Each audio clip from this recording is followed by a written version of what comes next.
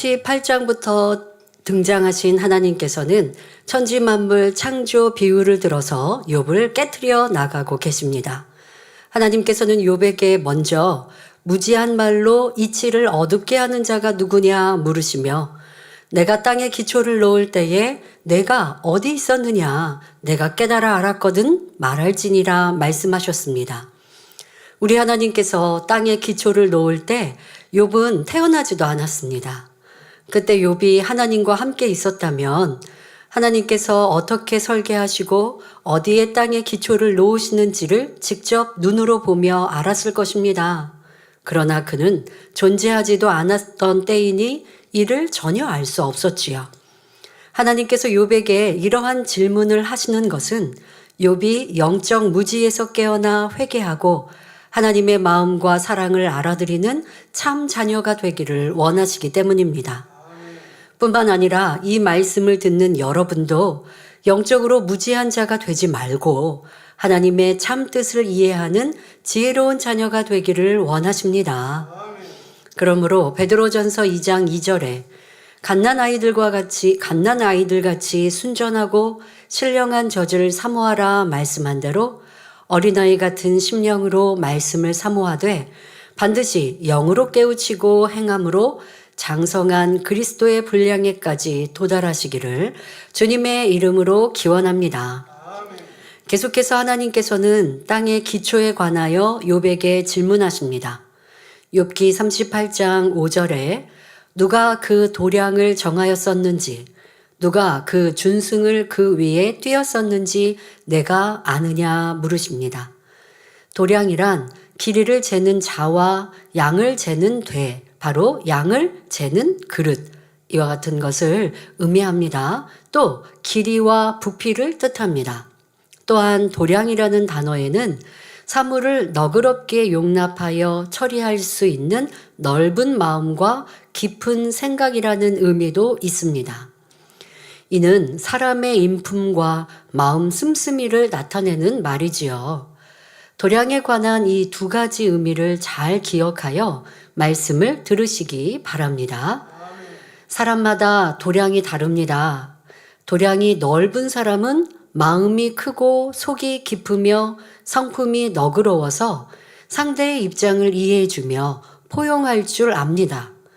반면 도량이 좁은 사람은 마음이 작고 옹졸해서 용서할 줄 모르고 잘난 체 하거나 교만합니다. 그래서 작은 일에도 민감하게 반응하며 신경질을 내거나 혈기를 부리는 등 과격한 경향이 있지요. 여러분, 이러한 말씀 안에서도 그냥 지나치지 마시고 단어 설명과 약간의 의미를 전달하지만 나는 어떤 사람인가? 작은 것에도 부르락 화르락 해지고, 또 무슨 이 양은 냄비라고 우리가 얘기하죠. 양은 냄비는 빨리 끓고 빨리 식습니다. 그러나 돌솥 같은 경우는 느리게 뜨거워졌다가 식는 것도 천천히 식지요. 여러분들 마음이 이런 뭔가 중심이 곧고 바른 사람은 파르락 하지 않는데, 내 안에 악한 감정, 자기를 사랑하는 마음이 많은 만큼 조그만 것에도 감정 상하고 불편해하고 싫어하고 오해하고 판단하고, 그래서 사람들과 어떤 것에 자기가 삐지고, 그런데 대화를 듣다 보니까, 상대의 말을 듣다 보니까 이거 내가 오해했네 하며 미안해요 하지만 또 여전히 이러한 성품으로 살아가는 것, 도량이 작은 그릇이지요. 누가 나를 찌르기라도 하면 용납하지 못하고 화를 내고 다툽니다. 변론하며 자기만 옳다 하지요. 하나님께서 욥에게 누가 그 도량을 정하였었는지 아느냐라고 물으신 것은 욥 내가 이 땅의 길이와 부피를 재어 설계한 일을 아느냐라는 뜻과 함께 내 마음 도량을 깨달아 보아라 하는 의미도 담겨 있는 것입니다. 또 하나님께서는 욥에게 누가 그 준승을 그 위에 띄었는지 내가 알고 있느냐라고 물으셨습니다. 준승이란 평면의 경사를 계산하기 위하여 치는 먹줄 또는 평면을 계산하는 수준기를 말합니다. 따라서 누가 그 준승을 그 위에 띄었는지 내가 알고 있느냐라는 질문의 의미는 욥아, 누가 땅에 측량줄을 대서 범위를 정했는지 내가 아느냐라는 것입니다. 땅을 측량하거나 물건의 무게를 재는 추와 같은 역할을 하는 것이 준승입니다. 그런데 사람 사이에도 사회에도 이런 기준이 있는 것을 알 수 있습니다. 예를 들어 죄에 대한 평가, 심판을 할 때도 법이라는 기준이 존재하죠. 더더욱 하나님을 믿는 우리는 율법을 기준하여 살아갑니다. 여러분 이제 준승이라는 단어에서 지금 설명을 이어가고 있는데요.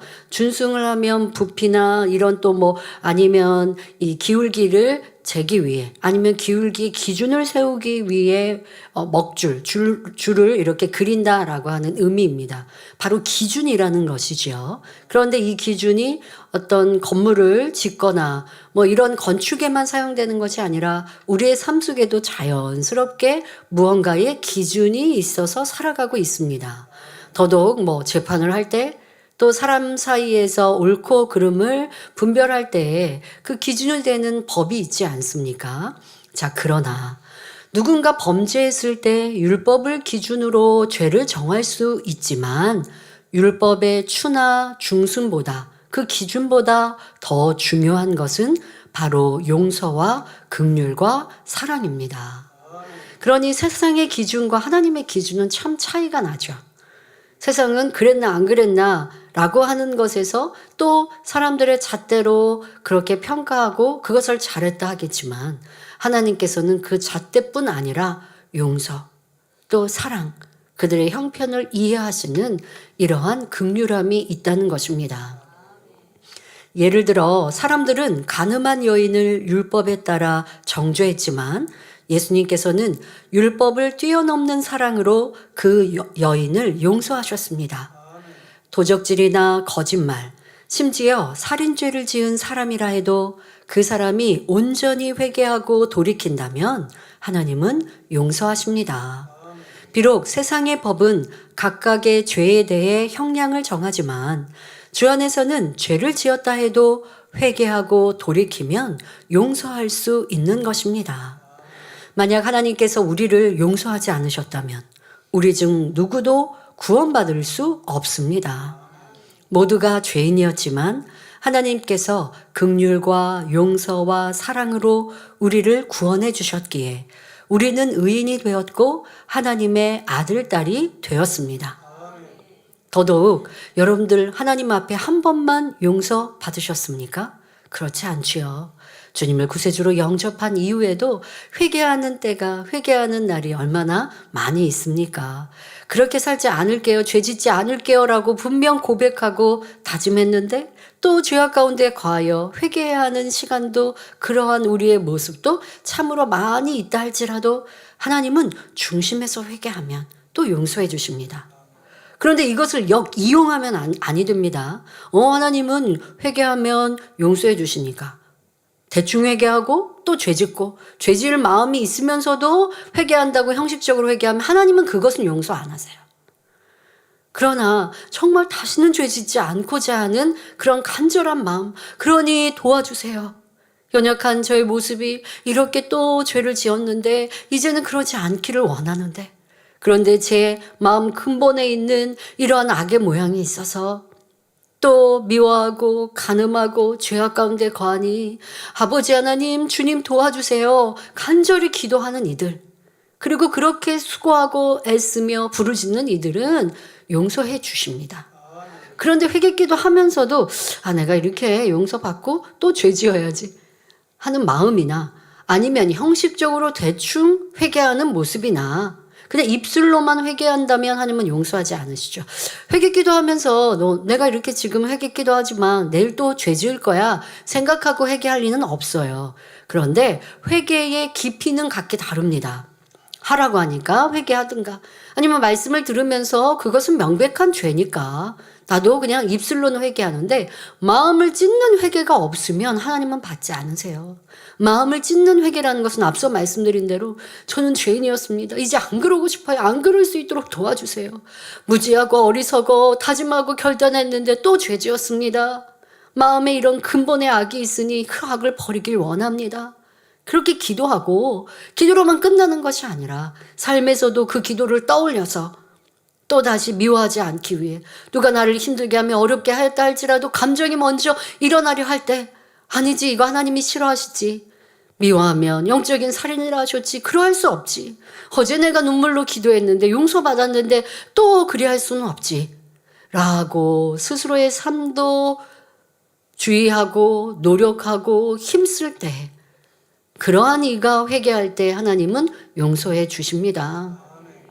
1번, 2번, 3번, 10번 아니면 70번에 7번 딱 정해놓고 490번 회개할 때까지는 내가 용서해주고 491번에서는 도무지 용서 안 해? 하나님은 그렇게 정하신 것도 아닙니다. 언제든 중심으로 간절히 철저히 회개하고 돌이키면, 그러나 단서는 있습니다. 회개만 하였다는 것이 아니라 돌이키면 다시는 그 죄 짓지 않으려 힘쓰고 결국 그 죄성, 독성, 악성을 벗어버리면 하나님은 용서해 주시지요. 그러한 사랑으로 우리의 현재가 있는 것이고 우리는 더 아름다운 천국을 침노하고 성결될 것을 믿고 달려가는 것입니다. 그러므로 우리는 어느 누구도 정죄하거나 용서의 한계를 정하지 말고 오직 사람의 중심을 보시는 하나님만이 재판하실 수 있도록 맡겨드려야 합니다. 여러분들의 삶 속에서 상대에 대해 내가 이만큼은 용서할 수 있어. 또 지금 오늘까지는 내가 용서해 주는데 이번까지는 용서해 주는데 다음은 안 돼. 라고 도량을 정해놓은 일들은 없었나 생각해 보십시오. 그걸 정하면 원수 맺게 되죠. 이만큼은 내가 용서해 줬는데 다음은 그건 너무해. 그럴 수 없어. 그래서 나는 저 사람을 안 봐. 저 사람과 상관하지 않아. 라고 하는 이것도 여러분들 스스로가 용서의 기준, 사랑의 기준을 세워놓은 것이라는 겁니다. 그러나 사랑의 하나님은 우리에게 그러지 말라고 하세요. 하나님께서 우리에게 그렇지 않으셨다니까요. 아이고, 하나님도 사망의 일은 육체일 정하셨잖아요. 라고 그것을 여러분들이 잣대로 재면 안 되죠. 그것은 구원이라고 하는 우리에게 참된 구원을 알려주시는 구원받는 길을 말씀해 주시는 것이고, 그런데 여러분들은 너무 많은 용서 또 긍휼의 기회를 얻어놓고 나는 상대방에게 그런 사랑을 주지 않고 한계를 정하여서 담을 쌓고 원수 맺고 있다면 하나님께서 나에게 무엇을 하실지 살펴야 합니다. 우리는 최대한 용서하고 이해하고 베풀고 내 스스로 상대를 정죄하지 않고, 그러나 심판하시는 분 하나님은 계시니 그 하나님 앞에 맡기는 것이죠. 재판장은 오직 하나님 한 분뿐이십니다. 물론 세상의 법은 그 기준에 따라 죄를 처벌할 것입니다. 그러나 우리 마음은 너는 죄를 지었으니 법에 따라 처벌받아야 한다라고 생각하기 전에 상대가 회개하고 돌이키기를 기도해야 합니다. 하나님께서 우리를 용서하신 것처럼 우리도 회개하고 돌이킨 사람들을 용서해야 하는 것입니다. 만일 우리가 누구를 판단하거나 정죄한다면 이는 스스로 도량을 정한 것이 됩니다. 예수님께서도 핍박을 받으실 때 판단이나 정죄하신 것이 아니라 오직 하나님께 기도하며 맡기셨다는 사실을 항상 기억하시길 바랍니다. 믿음의 선질들도 기도할 때 보면 하나님께 하나님의 뜻에 맡긴다. 또 예수님께서도 그리하셨다 하니까 내가 저 사람을 심판하고 싶고 저 사람은 너무 심한데 내가 어떻게 정죄하지는 않지만 하나님께서 심판해 주시기를 바라는 마음으로 하나님께 맡긴다. 그게 아니고요. 나는 그를 긍휼히 여기는 마음으로 하나님 오해가 풀어지게 하시고 상대의 마음에 선한 마음 갖게 하시고 상대도 더 이상 아까운 데 과하지 않아 구원받게 해주시고 우리는 이렇게 사랑으로 기도할 뿐이고요.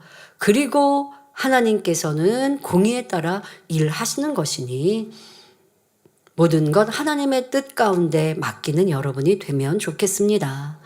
본문을 다시 정리하면 하나님께서 욥에게 누가 그 도량을 정하였었는지, 누가 그 준승을 그 위에 띄었었는지 내가 아느냐라고 물으시는 의미는 곧 누가 이 땅의 길이와 부피를 재서 설계했는지, 누가 그 위에 측량줄을 대서 한계선을 정했는지 내가 아느냐라고 물으시는 것입니다.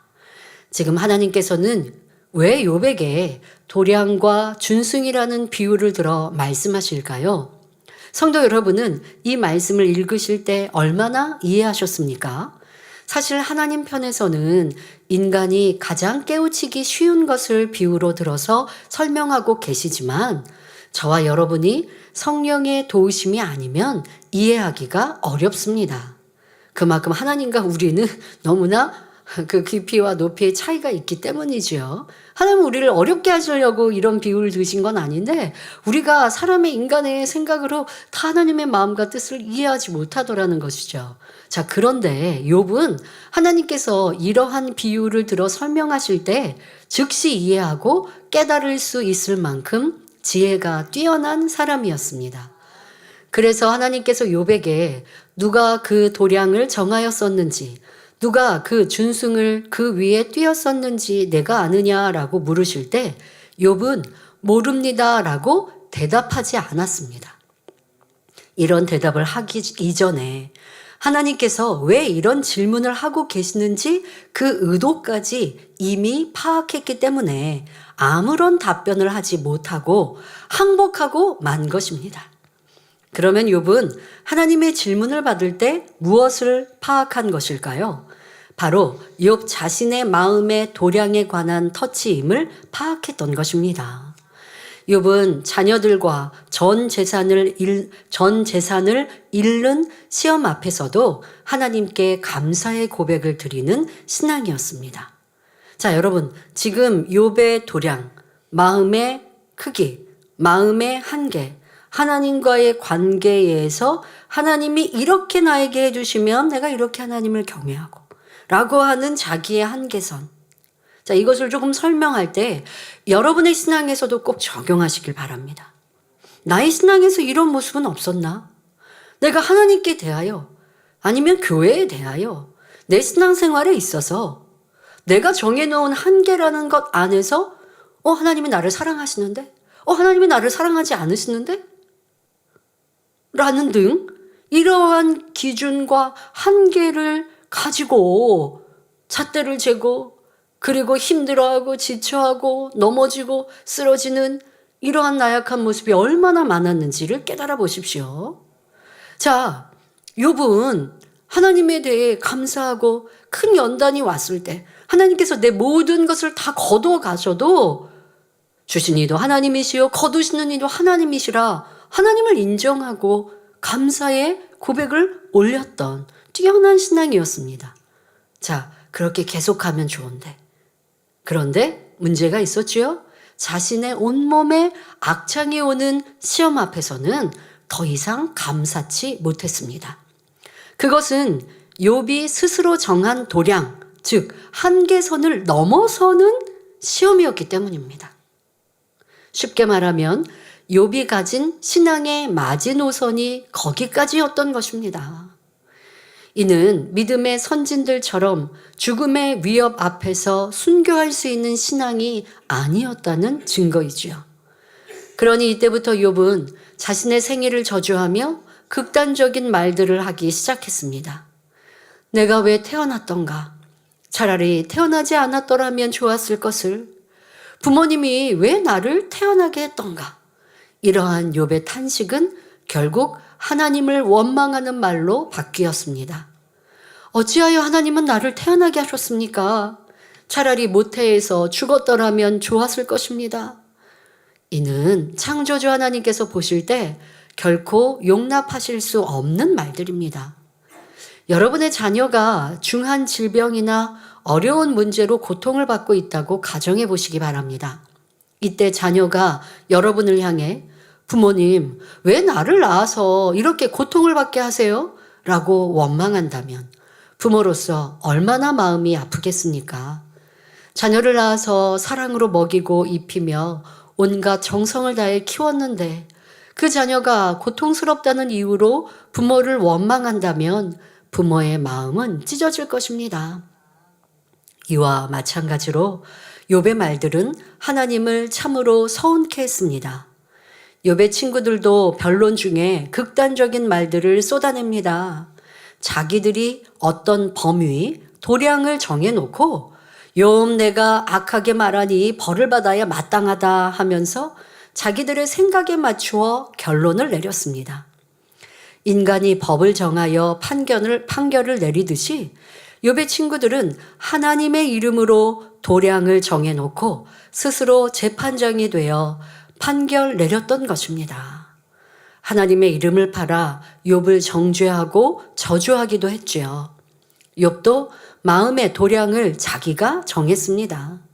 처음에는 나는 의인이다 라고 했다가 시간이 흐르니 나는 하나님보다 더 의인이다 하는 것을 볼 수 있었습니다. 그리고 이런 자신을 비난하는 친구들과 변론하면서 도저히 해서는 안 될 말까지 하고 말았습니다. 친구들은 물론 그들의 자손까지 저주하면서 개 취급을 하는 등 극단적인 말들로 일관했지요. 욥도 욥의 친구들도 하나같이 스스로 하나님이 되어 그 범위를 정해 나갔으며 감히 재판장이 되어 죽이고 살리며 축복하고 저주하는 등 마음대로 판결했습니다. 성도 여러분, 여러분들의 삶 속에 이러한 모습이 있었다면 깨닫고 철저히 회개해야 합니다. 지금 욥과 욥의 친구들은 저 사람은 죽일 사람, 저 사람은 살릴 사람, 참 많은 말들을 내었는데요. 여러분, 우리가 교회적인 연단회 때 여러분들의 입술은 어떠하셨습니까? 아유, 저 사람은 분리해 나갔으니까 심히 악한 사람, 저 사람들은 구원 못 받을 사람, 또 저 사람들은 그렇게 하면 망하지, 뭐 금방 망하고, 저도 참 많은 평가들을, 심판들을 하는 말들을 들으면서 지적하진 않았지만 그리고 시간이 지나 보면 본인들이 했던 말처럼 아닌데요. 너무나 쉽게 말합니다. 그런데 내가 이게 정죄고 내가 하나님과 같은 심판장이 되었다라는 걸 정말 깨닫지 못하고 말하죠. 여러분, 우리 입술로 얼마나 많은 담을 쌓는데 이 죄의 담이 쌓여 있는데도 알지 못하여 회개하면 안 될 것이고, 회개했다 할지라도 그 죄의 경중을 알지 못하여 대충 회개하고 넘어가고 또 그런 일들이 오면 반복하고 있는 내 모습 안 됩니다. 내가 재판장이 되면 안 되는데, 우리가 재판장이 될 수 없다라고 기도하고 알면서도 너무나 많이 심판하고 있다는 것이죠. 그러나 우리는 정확한 진리로 무엇이 옳고 그름은 분별할 수 있어야 합니다. 또 우리 주변과 교회 당한 일들 속에 무엇이 옳고 그르고 그렇게 행하는 것은 옳지 않고 라는 것은 분별해야 비진리에 따라가지 않을 수 있지요. 이런 분별력은 가질 수 있으나 때로는 분별력이 없어 휩쓸린 이에게도 저는 너무나 심히 악하여 구원받지 못할 거야 라고 말하여서도 안 되는 거거든요. 어떤 같은 모양의 악을 행했어도 그것이 주도적으로 이룬 자기의 사심으로 그렇게 하는 사람과 그렇지 못하고 분별력이 없어서 치우치는 사람과의 죄의 경중은 다른 것이거든요. 그런데 내가 그 마음과 그 형편을 다 알지 못하면서 판단하거나 정죄하고 심판하고 있다면 하나님 앞에 큰 담이 되는 것입니다. 명백한 죄에 대해서는 이거는 이렇게 하면 안 되는데 할 수 있으나 그 안 되는 것 거기까지만 하시면 되는데, 그러니까 저 사람은 이젠 크게 화를 받을 거야, 저 사람은 구원 못 받을 거야 라고 하는 말은 욥의 친구들이 저주하듯 우리도 저주의 말을 내고 있다라는 것도 알아야 하죠. 요즘 정치를 보면 얼마나 서로가 옳다 그르다 너무 첨예한 반대의 입장을, 같은 한 사건을 보고 너무나 큰 차이가 있는 거 느껴지시죠? 옳았다, 잘못되었다, 이것은 옳았는데 이것은 또 틀렸다, 뭐 이렇게 많은 평가가 있습니다. 자, 그럴 때 여러분들, 우리가 옳다 그르다 분별하기에 앞서서 이렇게 평가가 다른 것이구나, 그러면 내가 무엇에 손을 든다라는 것도 잘못된 평가에 손을 들 수도 있고 또 올바른 평가를 한다 할지라도 굳이 내가 그렇게 심판할 필요가 없는 일에 함께 할 이유는 없지 않는가?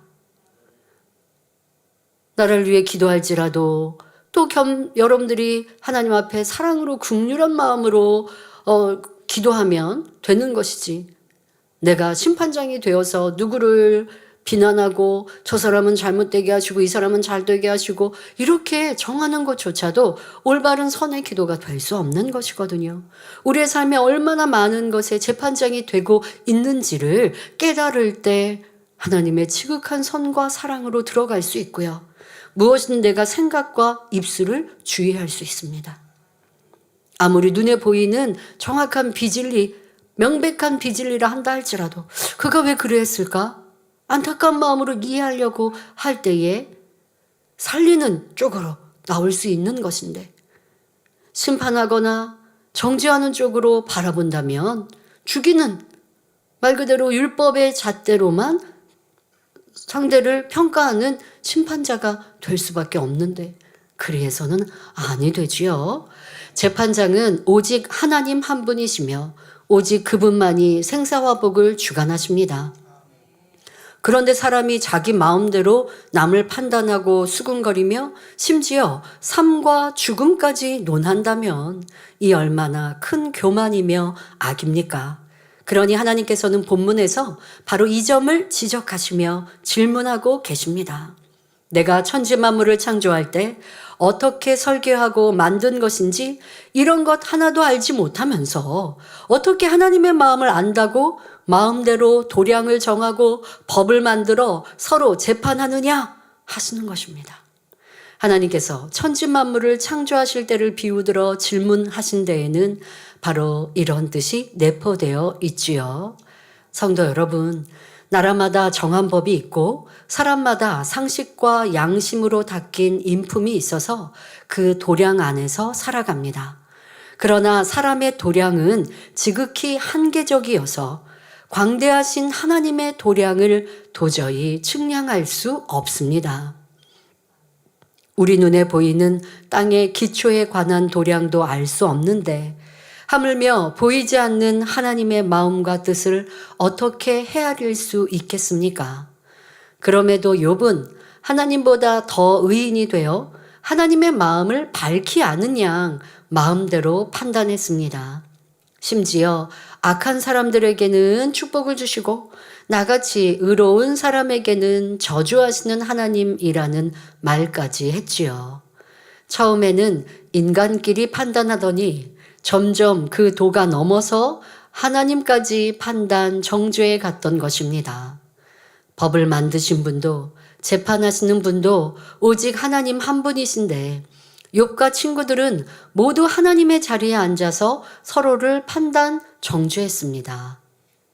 여러분, 이게 욥과 욥의 친구들의 문제입니까? 나와 내 입술, 내 주변의 문제임을 알아야 합니다. 우리의 삶에 이러한 일들이 너무나 많이 있다라는 것, 이것을 인정하고 발견할 때 여러분들의 아버지 앞에 더 겸손해지고 그러한 자세로 나아갈 때에 생각도 입술도 마음도 정결하고 깨끗해질 수 있는 것이죠. 무엇을 보아도 하나님의 눈과 같이 볼 수 있는 것이지 사람의 눈으로 보면 눈이 흐릿하게 보는 것처럼 답답한 거예요. 하나님의 일도 사람이 그렇게 본단 말이에요. 신앙의 일도 하나님의 이루신 일들도 그렇게 보면 판단과 정죄가 되고 하나님에 대해 서운해하기도 하고 오해하기도 하더라는 것이지요. 더더욱 사람에 대해서는 얼마나 많은 이런 오해와 판단이 있는지 알아야 합니다. 심지어 하나님의 마음을 아는 채 하며 하나님은 이러신다 저러신다 라고 마음대로 평가 내렸지요. 이처럼 하나님의 이름을 빙자하여 진리를 자기 생각에 맞추어 사용하거나 다른 사람을 함부로 판단 정죄한다면 스스로 재판장이 된 것이며 하나님의 이름을 망령되이 일컫는 죄임을 깨달아야 합니다.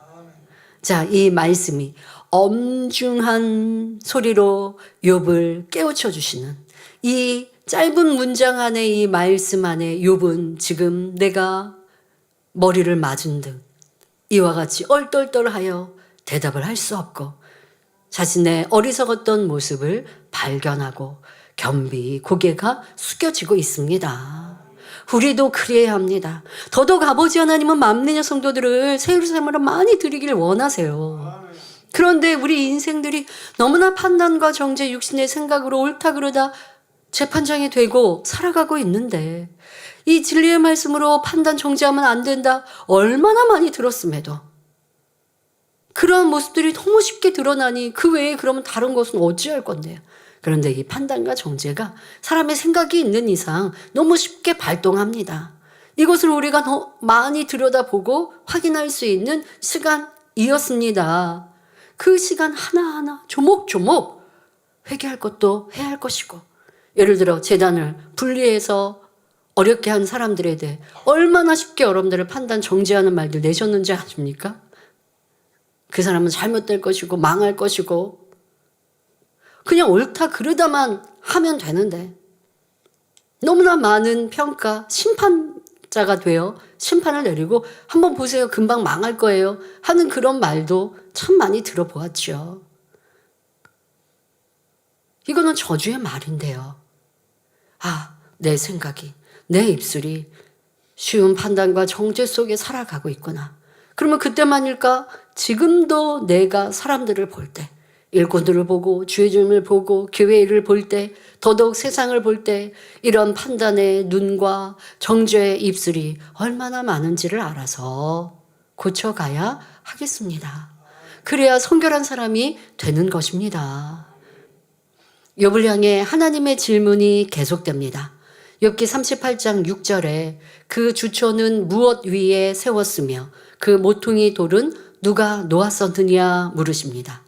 주초란 기둥 밑에 괴는 돌을 말하며 주춧돌 또는 초석이라고도 합니다. 요즘에는 기둥을 세우면 시멘트를 부어서 바로 이제 땅에 굳게 만들죠. 그런데 예전에는 시멘트가 없을 때는 이런 초석, 주춧돌이 굉장히 중요합니다. 튼튼한 것 위에 이렇게 기둥이 박혀야 그래야 흔들림이 없지요. 사물의 중심과 근간을 나타내는 말입니다. 주춧돌은 건축물에서 기둥을 안정적으로 지탱하며 건물의 하중을 견디는 역할을 합니다. 그리고 모퉁이 돌은 건물의 모서리를 지탱하거나 연결하는 돌로 전체 구조를 안정시키고 연결하는 핵심적인 역할을 합니다. 두 돌 모두 건물의 기초를 이루는 중요한 역할을 하며 특히 전통 건축에서는 필수 요소이지요. 하나님께서 지구를 세우실 때도 주초가 있었습니다. 만일 주초가 없이 지구를 공중에 띄워놓으셨다면 지구는 자리를 지키지 못하고 어디론가 날아가 버리고 말 것입니다. 그런데 아무리 과학이 발달해도 하나님께서 지구를 세우실 때 무엇 위에다 주초를 놓으셨는지 알 수가 없습니다. 이러한 비밀은 천국에 가야만 완전히 이해할 수 있지요. 해와 달과 별들이 창조되기 전에 지구는 마치 아빠 품 안의 아이처럼 하나님의 능력 가운데 붙들려 있었습니다. 그런데 해와 달과 별들이 창조된 후에는 해와 달과 별들 간의 인력에 의해 그 상태를 유지하게 되었지요. 서로 해와 달 별들 간에 끌어당기는 그 힘으로 계속 지탱하고 있는 것이죠. 그 우주의 공중에 떠 있는 것입니다. 그 전에는 하나님의 능력으로 붙들린 바 되어 있었고요. 태양계에는 목성, 화성, 천왕성 등 다양한 행성과 위성들이 존재하며 이들이 서로 영향을 주고받으며 조화를 이루고 있습니다. 그러나 이 태양계만으로는 지구의 위치와 움직임을 완벽히 이해할 수는 없습니다. 태양계 밖에도 수많은 별과 은하계가 존재하며 이는 하나님께서 필요에 따라 각 위치에 배치하신 것입니다. 이 모든 것들이 서로 끌어당기는 힘과 밀어내는 힘으로 균형을 이루며 우주의 질서를 유지하고 있습니다. 현대 과학은 이 광대한 우주의 존재를 인정하며 은하계는 하나가 아니라 무수히 많다는 사실도 밝혀냈습니다. 그러나 인간의 지식은 한계가 있으며 아무리 위대한 과학자라 해도 하나님의 섭리와 능력을 완전히 이해할 수 없습니다. 인간의 가장 뛰어난 지식조차 하나님의 가장 낮은 차원에도 미치지 못합니다. 우주 공간에 있는 수많은 별들은 하나님께서 나름대로 필요하여 위치를 정해 놓으셨는데 그 광범위한 주초를 우리가 다 이해할 수는 없습니다. 아무리 지혜롭고 똑똑한 욥이라 해도 하나님의 무한한 능력과 오묘한 지혜를 알 수는 없었지요. 그럼에도 하나님께서 욥에게 지구의 주초에 대해 질문하시는 이유는 무엇일까요? 이는 욥이 가장 효과적으로 깨우칠 수 있도록 이끄시는 하나님의 지혜입니다. 욥은 땅의 기초를 누가 어떻게 세웠는지는 알 수 없었지만 이것을 물으시는 하나님의 의도는 금방 알아차릴 수 있었습니다. 즉, 욥아, 모든 것이 근간이 있고 주초가 있는 것인데 내가 하나님을 공박하며 친구에 대해 서운해하는 것은 어디에 주초를 둔 것이냐? 무엇을 근거로 창조주 하나님에 대해 이러쿵 저러쿵 마음대로 판단하며 정죄를 내리느냐? 너는 도대체 어디에 바탕을 두고 마치 하나님 마음을 속속들이 아는 것처럼 가지가지로 변론하며 하나님께 대항하는 것이냐? 이런 의미임을 욥이 이해했다는 것입니다. 우리는 하나님의 이러한 질문 방식을 통해서 많은 것을 깨달아야 합니다. 우리가 누군가에게 무엇인가를 깨우쳐 주고자 할 때 서로 감정이 격해진 상태에서 지적하면 효과를 거두기 어렵습니다. 오히려 역효과가 날 수 있지요. 때로는 직접적으로 말하기보다 돌려서 말하거나 간접적으로 표현해야 할 때도 있습니다.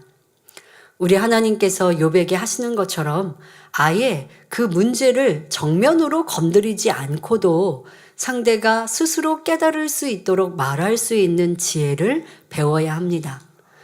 문제와는 동떨어진 전혀 엉뚱해 보이는 질문을 해도 상대가 무엇 때문에 저런 말을 하고 있구나 깨우치고 돌이킬 수 있다면 얼마나 놀라운 지혜입니까? 그래서 하나님의 지혜는 아무도 따를 수가 없는 것입니다. 만일 하나님께서 욥의 친구들처럼 너는 악하다, 왜 변론하느냐? 이런 식으로 욥을 지적하셨다면 욥은 여전히 하나님께 반항했을 것입니다. 그러나 욥은 하나님께서 질문하실 때 지금까지 자신이 한 말이 너무 수치스럽고 부끄러워 아무 말도 할 수가 없었습니다. 욥의 친구들도 마찬가지입니다. 그들은 도대체 어디에 목적과 근간을 두고 지금까지 변론해 왔을까요? 욥을 위로해 주러 온 친구들은 점점 그 목적을 잃은 채 그저 이기기 위해 온갖 비질리를 동원하고 혈기와 감정을 내며 변론했습니다. 여러분들이 대화할 때도 이런 일들을 많이 겪지 않는지 살펴보십시오. 상대에게 내가 좋은 의도로 권면을 했는데 상대가 받지 않으면 좋은 의도로 깨우침을 주고자 했던 그 처음 의도와 처음 근간과 상관없이 싸움과 다툼으로 바뀌어버리는 것. 욥과 욥의 친구가 그리하고 그러니 하나님께서 너의 말하는 도대체 근간은 무엇이냐? 라고 질문하실 때에 욥은 하나님의 질문의 의도를 깨우치니 아무 말도 못하고 겸비해지는 것이죠. 우리의 삶에도 좋은 의도였는데 왜 싸움으로 발전했지? 상대가 내 말을 안 들어서요가 아니라 내가 나를 주장하고 있기 때문임을, 나만 옳다 하고 있는 이 의로움 때문임을 알아야 하고요. 자꾸 상대를 가르쳐서 바꾸게 하려고 하는 이러한 자세가 고쳐져야 합니다. 욥의 친구들 또한 하나님께서 질문하실 때 쥐구멍이라도 있으면 들어가고 싶은 심정이었을 것입니다. 성도 여러분은 욥이나 그의 친구들처럼 자기 마음대로 도량을 정하고 준승을 띄워서 남을 판단 정죄하거나 헤아리고 수군거리는 죄를 결코 범치 마시기 바랍니다. 하나님께서는 이어서 욥기 38장 7절에 그때에 새벽별들이 함께 노래하며 하나님의 아들들이 다 기쁘게 소리하였었느니라 말씀하십니다. 여기서 그때란 지구가 만들어지면서 그 기초가 다져지고 있을 때를 말합니다. 육적인 의미의 새벽별은 새벽 하늘에서 가장 밝게 빛나는 금성을 가리킵니다. 계명성 또는 샛별이라고도 하지요. 지구가 만들어질 당시 우주 안에는 이미 수많은 별들이 있었습니다. 그런데 금성은 태양계 안에 있는 별로서 지구가 만들어진 후인 창조 넷째 날에 만들어집니다. 또 금성은 한 개뿐인데 본문에서는 새벽 별들이라고 복수로 나와 있으니 지금 금성을 의미하는 것이 아닌 영적인 의미가 담겨 있음을 알 수 있지요. 과연 새벽 별들이란 무엇을 의미할까요? 이에 대해서는 원로 목사님께서 창세기 강해 때 자세히 설명해 주셨으므로 여기서는 간략히 말씀드리겠습니다. 하나님께서는 우리 눈에 보이는 3차원 세계를 만드시기 전에 먼저 영의 세계를 만드시고 인간 경작을 위한 준비를 해 나가셨습니다. 그리고 영의 세계에서 하나님을 도울 천사와 천군들을 만드시고 그들 사이에 질서와 계급을 세워주셨지요. 그 중에는 삼위일체 하나님 곁에서 하나님을 섬기는 새 천사장도 있었습니다. 하나님께서는 영계의 수많은 존재 중 삼위일체 하나님께 속한 새 천사장, 바로 루시퍼, 루시아, 루시엘에게만 인성을 주시고 새벽별이라는 특별한 칭호를 붙여주셨습니다. 새벽별이 새벽 하늘에서 가장 밝게 빛나듯이 새 천사장 또한 삼위일체 하나님에게 있어서 새벽별처럼 매우 사랑스럽고 특별한 존재임을 나타내신 것입니다. 그 중에 루시퍼는 항상 아름다운 연주와 찬양으로 하나님 곁에서 기쁨을 드린 존재로서 하나님의 지극한 사랑을 받았습니다. 그런데 루시퍼는 하나님의 사랑을 많이 받다 보니 하나님보다 높아질 수 있다는 교만이 틈타 하나님을 배신합니다.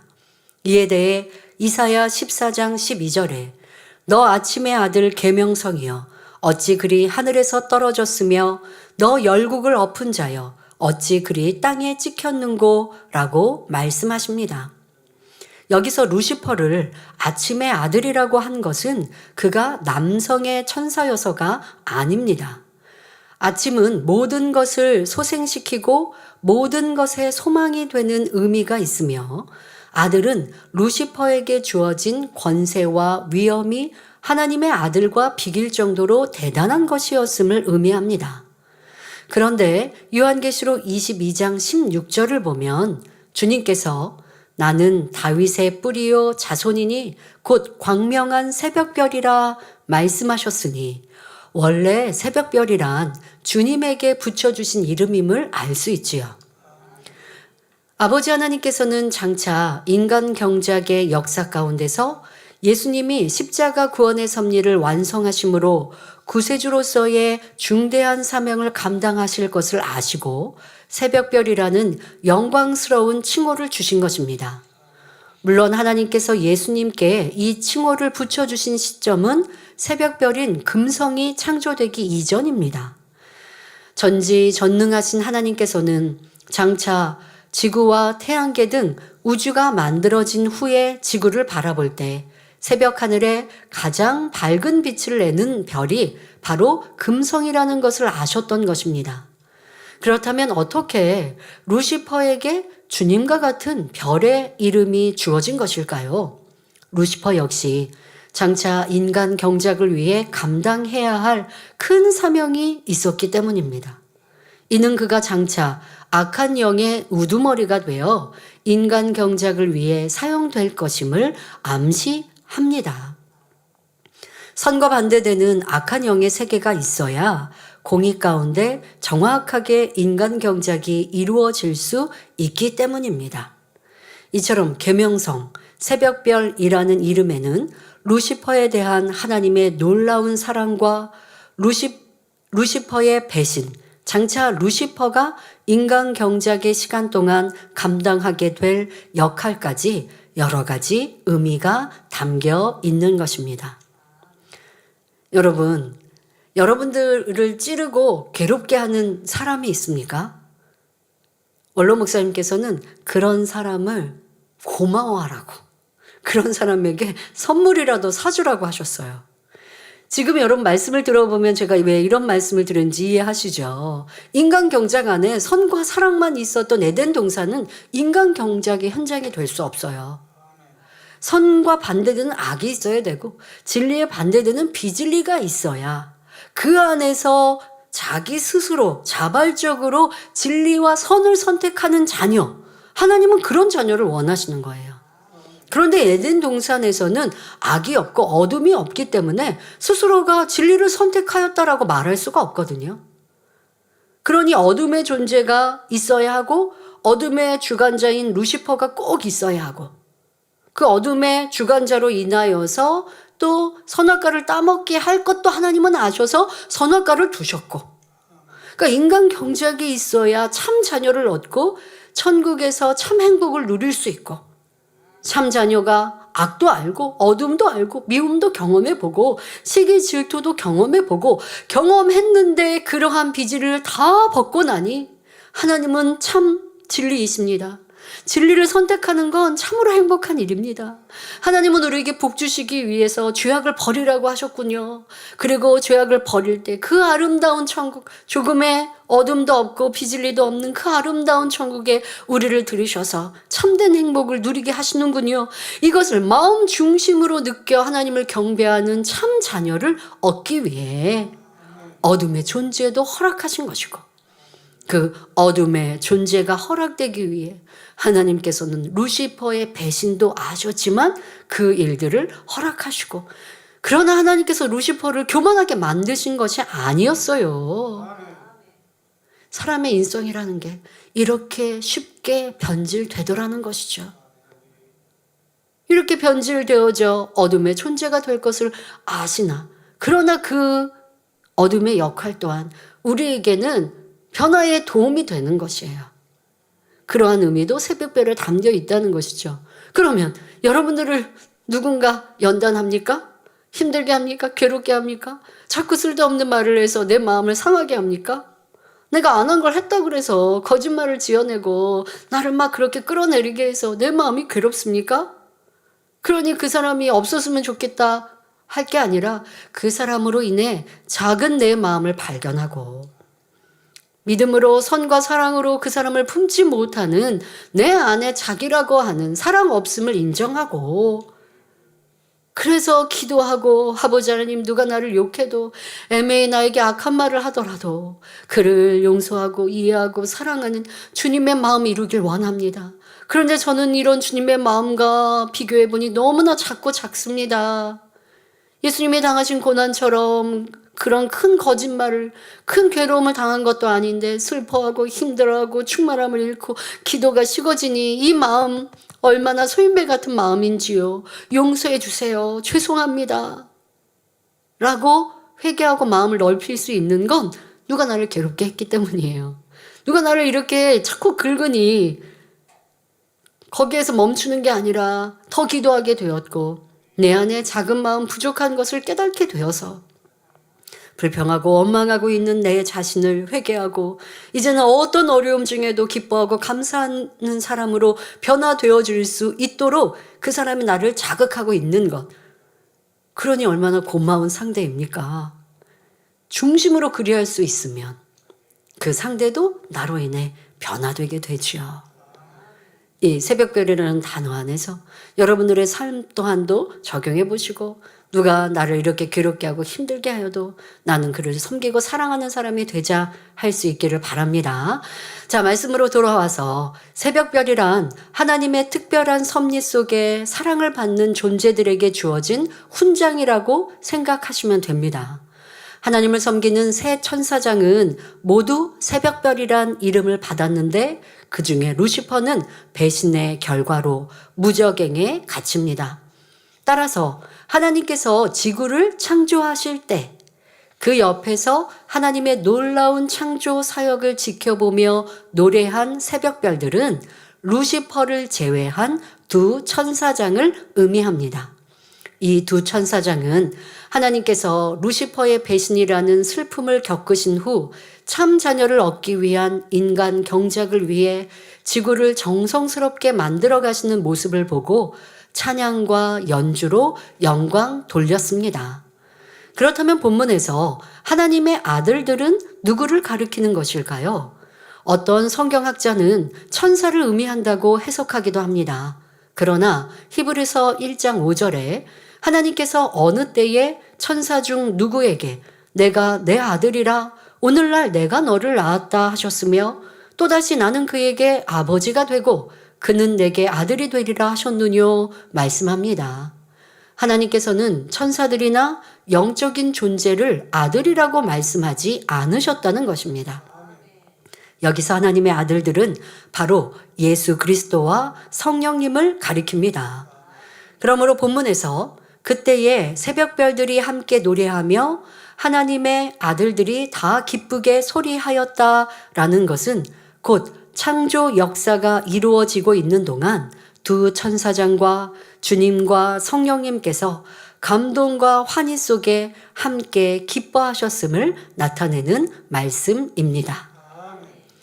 결론을 말씀드립니다. 사랑하는 성도 여러분, 오늘 들으신 말씀은 육신의 생각이 많은 사람들에게는 너무나 이해하기 힘든 말씀들입니다.